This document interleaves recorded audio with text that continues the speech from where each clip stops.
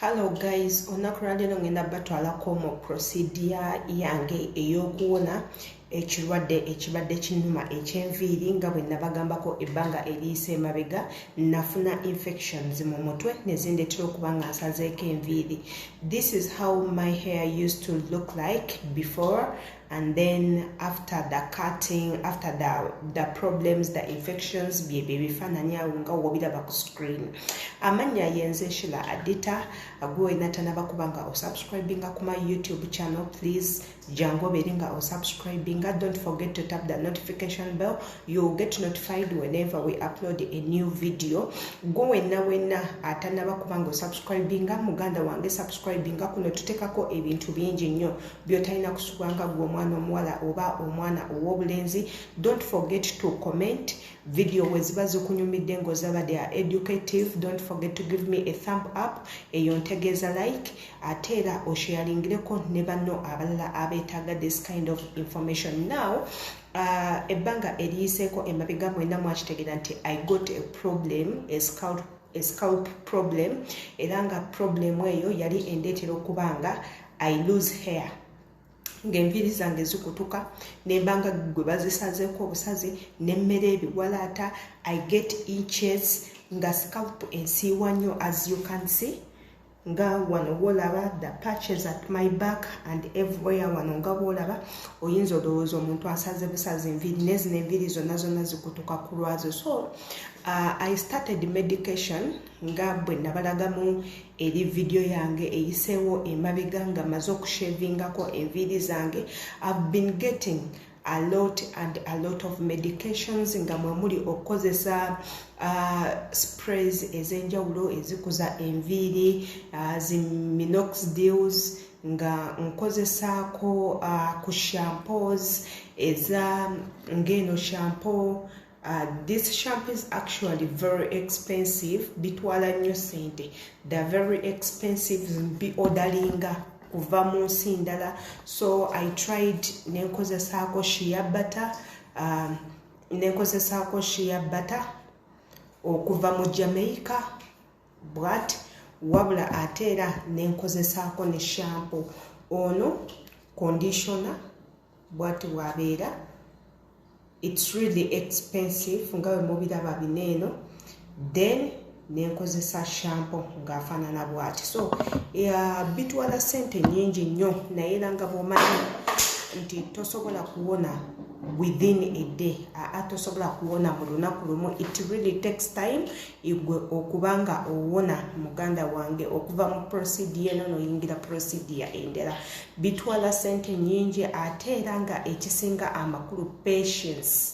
Oyina ogumiikiriza ate era nga bwe weeyongera okubanga weewonya. So olunaku lwaleero ngenda balaga byentandise okuba nga nkozesa wano nga nina apple cider vinegar. Wono apple cider vinegar namutadde dda. Then ne mashini empya gye bayita demalola. Eno mashini ekuyambako ogiyisa mu mutwe, erimu empiso ezo ne zikufumita so that obutuli bw'oku mutwe buyisa empewo, busobola okuyisa empewo ate n'ebikyafu ne biba nga bifuluma. Yeno demalola mwemwe n'ababadde tebagimanyi. It's actually clinical. Yes, ekkirizibwa okuba nga okozesa. Bwe tuba tugigyemu mu ttiini ebeera efaanana bweti.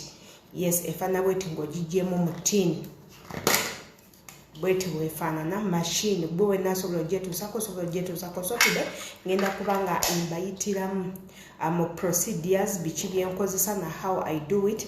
Just stay on my YouTube channel olabe step eddako. Step esooka ngenda kuilinzinga scalp yange ne apple cider vinegar okutta obuwuka. Just like that you spray all over your head. It's really painful if you have a damaged scalp. It's really painful. Biruma.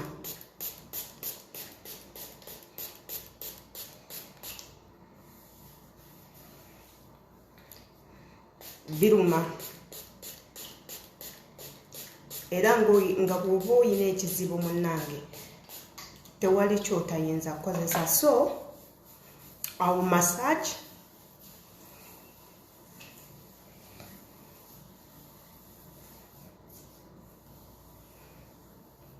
That's it. So tugenda kubanga tuteekamu shampoo waffe. Maze okuteekamu apple cider vinegar akaliddemu kati then ngenda kukozesa ono Pilexil shampoo namu ordaringa kuva namu ordaringa online ku Amazon. So ofuna noteeka mutwe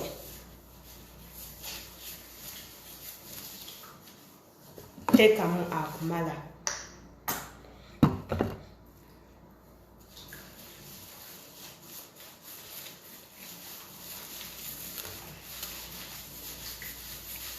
Massage ng'omutwe. Massage.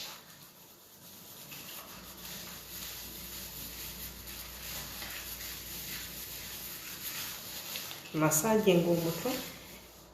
Bw'oba oyinayo kakombo nga bwe kati yisaayisaamuko bw'oba oyina.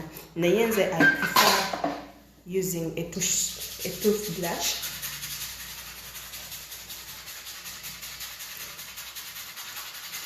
Kinyambako shampoo no akuyamba okutta obuwuka n'okutta infections, bacteria ne germs.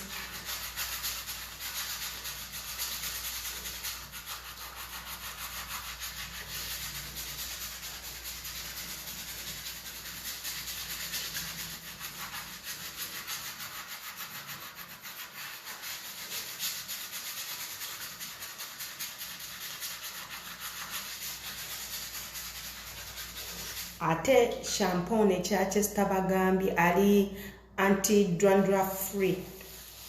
Dandruff kitegeeza ki? Dandruff kitegeeza situka. Waliwo situka wa mirundi ebiri. Waliwo abalina dry situka, waliwo abalina flax. So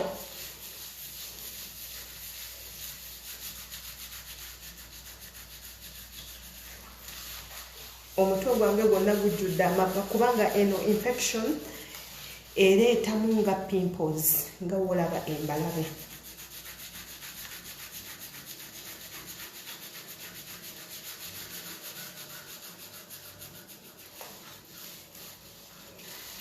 So far this is it. Ngenda birekamu okumala 2 hours oba 3 hours. Then ndyoke ndinaazeemu. Yeah, that's it for the day. Go and natanaba kubango subscribing ajango subscribing ku YouTube channel yange nja kuba mbatalamu mu procedures ezenjawulo. That's skincare ateteka kuno obulamu bwaffe nga tulina okutambuza ebirwadde ebyenjawulo tubijanjaba bitya naturally n'ebintu ebirala. Just weekumire kweno YouTube channel yange. Amanya yenze Shila Adita. Peace.